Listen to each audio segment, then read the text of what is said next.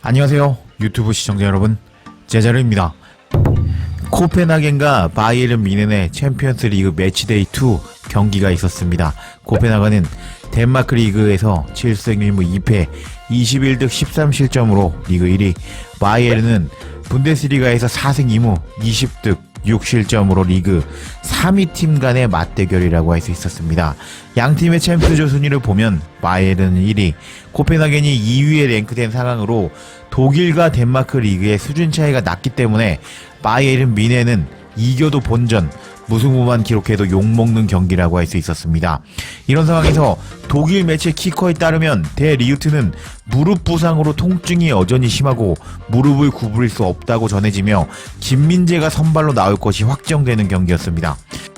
코펜하겐의 라인업을 보면 99년생의 아슈리 선수가 1골 5도움으로 팀 내 최다 도움을 기록하고 있었고, 2005년생의 루니 바르다지 선수가 6골로 최다 골을 넣고 있었기 때문에 두 선수를 조심해야 되는 김민재라고 할 수 있었는데, 독일과 덴마크 리그 자체가 수준 차이가 나는 리그였기 때문에 김민재의 괴물같은 활약이 기대가 되는 경기였습니다.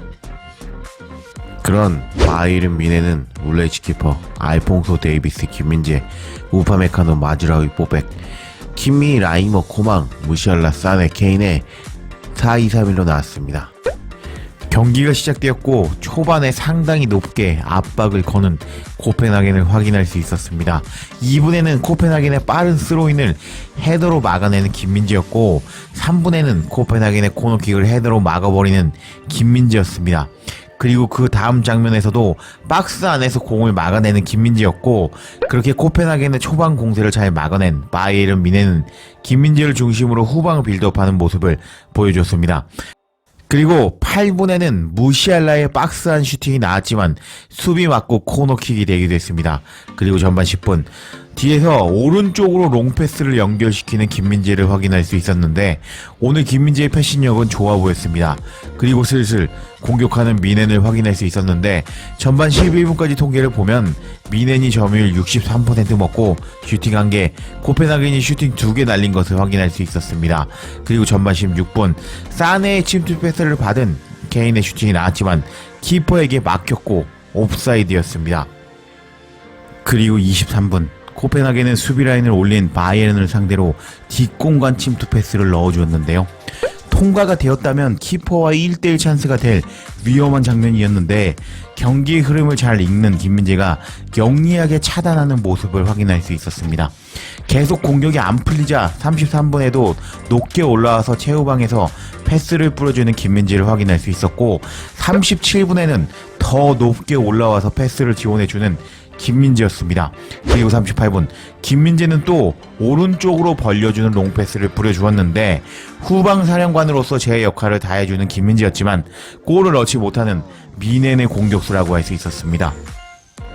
그리고 41분 코펜하겐이 이번에는 키퍼의 롱킥을 때려보았지만 김민재가 헤더로 차단해버리면서 안 통하는 키퍼의 롱킥이었습니다. 그리고 45분 사네의 회심의 중거리 슛이 빠르게 날아갔지만 키퍼 정면이었습니다. 전반 통계를 보면 바이에른이 점유율 64% 먹고 슈팅 5개, 유효슈팅 1개 날렸고, 코펜하겐은 슈팅 4개, 유효슈팅 2개 날리면서 실속은 코펜하겐이 챙겼고, 전반 패스 스탯을 보면 김민재는 96% 패스 정확도, 그리고 롱패스를 6번 시도해서 5개를 연결시켰는데, 뮌헨 레전드 킴미만큼의 롱패스 정확도를 보여주는 김민재는 후방에서 패스를 뿌려주는 후방 사령관인 것을 알 수 있었습니다. 그리고 우파 메카노와 같이 평점 7.1점을 받으며 높은 평점을 받은 김민재였는데, 공격이 안 풀리다 보니 공격수들 평점이 안 좋은 것을 확인할 수 있었습니다. 전반전 뮌헨의 2선 공격수들 스탯을 보면 사네는 패스 정확도 77%, 크로스 2번 시도 정확도 0%, 무시알라는 패스 정확도 70%, 코망은 패스 정확도 83%를 보여주며 2선 공격수들이 패스를 잘 뿌려주지 못한 것을 확인할 수 있었습니다. 그리고 시작된 후반전, 후방 빌드업을 우파메카노와 주고받는 김민재였고, 48분에는 최전방 케인에게 침투 패스를 찔러주는 마즈라위였는데, 패스도 길었고 케인도 느리면서 공격 기회가 무산되었습니다. 그리고 50분에 뜬 양팀의 뛴 거리를 보면 홈팀 코펜하겐이 바이에른보다 많이 뜨며 잘 막아내고 있는 것을 확인할 수 있었습니다. 그리고 51분 김민재가 빛나기 시작했는데요. 코펜하겐은 원투 패스로 바이에른 뒷공간 침투를 노렸지만 이미 예상하고 차단해버리는 김민재였고, 바로 다음 장면에서 박스 안으로 들어온 코펜하겐 공격수의 공을 바로 끊어버리는 김민재였는데 뭐 저런 괴물이 있나 하며 쳐다보는 코펜하겐 감독의 모습이 포착되기도 했습니다. 그리고 56분 선제골의 주인공은 코펜하겐이었는데요. 55분 라이머가 코펜하겐을 압박하다가 넘어지면서 역습 찬스를 내주고 말았고, 박스 안으로 들어가는 클라센에게 뒷공간 패스가 들어갔습니다.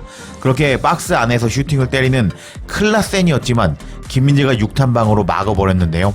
하지만 김민재 맞고 나온 공을 뒤에서 들어오는 레라게르 선수가 밀어넣으며 1대0으로 끌려가는 바이에른 뮌헨이었는데, 레라게르 선수의 공을 6탄방으로 막아내지 못한 우파메카노의 수비가 너무 아쉬웠습니다. 김민재가 6탄방으로 다 막으면 뭐합니까? 우파는 몸을 사리는데. 그리고 공격하는 바이에른 뮌헨이었지만 오늘 계속 막히는 사네를 확인할 수 있었습니다. 하지만 바이에른 뮌헨에는 무시알라가 있었는데요. 57분 무시알라가 코펜하겐 수비를 개인기로 벗기고 박스 안에서 때린 슈팅이 그대로 들어가며 1대1 동점을 만든 바이에른이었고, 환하게 웃는 표정의 투엘 감독과 추페오 모팅의 표정을 확인할 수 있었습니다. 그리고 68분 골 터진 후에 바로 역습을 진행해 보는 코펜하겐이었지만 김민재가 차단해 버렸는데 오늘 김민재 수비 대박이었습니다. 그리고 70분 코펜하겐의 뒷공간 패스를 스피드로 막아버리는 김민재였습니다. 그리고 77분 밀러, 마티스텔, 고레치카를 투입시켜주며 승부수를 띄우는 바이에른 뮌헨이었습니다. 그리고 80분 고레치카의 박스 안에서 헤더가 나왔지만 살짝 빗나가고 말았지만 바이에른 뮌헨에는 슈퍼조커 마티스텔이 있었습니다. 밀러가 박스 안에서 베테랑답게 침착하게 마티스텔에게 패스를 주었고, 마티스텔의 슈팅이 그대로 들어가며 2대1로 역전해버린 바이에른 뮌헨이었습니다. 와, 마티스텔 이 선수는 미친 것 같습니다. 슈퍼조커 마티스텔은 대박인 것 같습니다. 이렇게 역전해버리자 바이에른 뮌헨 팬들은 다양한 반응을 보여줬습니다. 나는 마티스텔과 페레즈가 기회를 얻기를 바랬는데 그래도 마지라이는 선발로 나왔어. 그리고 고레치카는 벤치에 있네. 좋은 라인업이야. 그런데 밀러라는 사람은 어디에 있지? 지금까지 빌드업과 전환이 정체되어 있는 것처럼 보입니다. 케인은 공을 지원받지 못해서 노숙자가 될 것 같아요. 12분 만에 4대0으로 앞서야 되는 경기인데 무슨 일이 일어난 거야? 우리의 공격이 이렇게 우울해 보이는데 어떻게 밀러가 벤치에 있는 거죠? 투엘 꺼져! 투엘 경질시켜버리자. 무시할라 미친 꼴이네. 와, 마티스텔 미친 꼴이야. 이제 우리가 승리할 시간이라고. 밀러 마스터 클래스네. 마티스텔도 마스터 클래스라고. 등등 반응을 보여주며 어려운 코펜하겐 원정에서 역전한 것에 다양한 반응을 보여주는 바이에른 뮌헨 현지 팬들이었습니다. 그리고 후반 종료 직전 김민재가 침착하게 막아내는 것을 확인할 수 있었고, 경기는 뮌헨의 승리로 끝나게 되었습니다. 오늘 김민재는 제 영상을 보신 분들은 다 아시겠지만 정말 다 막아버렸고 엄청난 6탄 방어를 보여주었는데요. 하지만 우파메카노는 6탄 방어를 김민재만큼 하지 못하면서 한 골 끌려가긴 했는데 무시할라 마티스텔의 어린 선수들의 활약으로 승리한 바이에른 뮌헨이었습니다.